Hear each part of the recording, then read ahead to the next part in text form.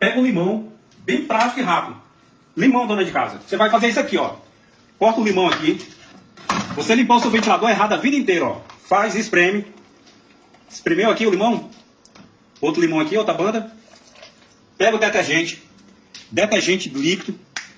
Coloca um pouquinho aqui, ó. Pode botar aqui o detergente aqui, ó. Despeja. Assim, ó. Vai fazer isso aqui, ó. Um pouquinho de álcool.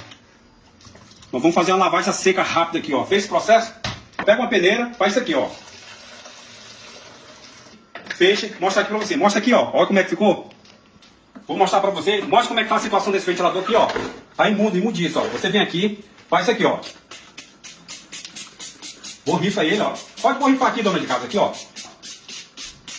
Vira ele. Do lado, ó. Olha o efeito que tá o espumante aqui, ó. Vai fazer isso aqui. Fez esse processo? Pega agora aqui, ó, um saco.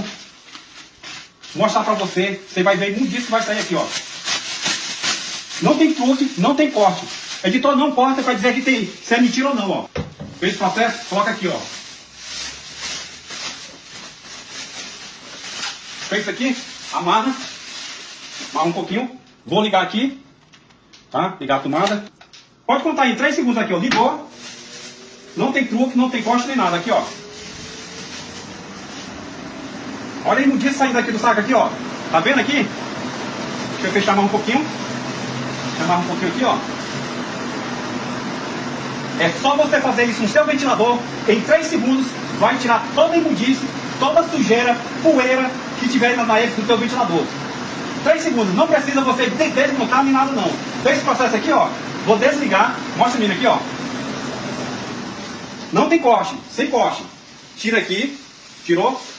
Olha aqui, dona de casa. Olha como tá aqui. Sem corte. Olha como ficou agora. Agora eu vou mostrar aqui pra você, ó. Agora você pega um pano. Veja aqui esse pano aqui, ó. Tá limpo ele, ó. Você vem aqui e faz isso aqui, ó. Olha aqui, mal coloquei, ó. Mal botei aqui, gente, ó. Pega um pano. Passou na hélice. Não precisa você desmontar e não é nada, não.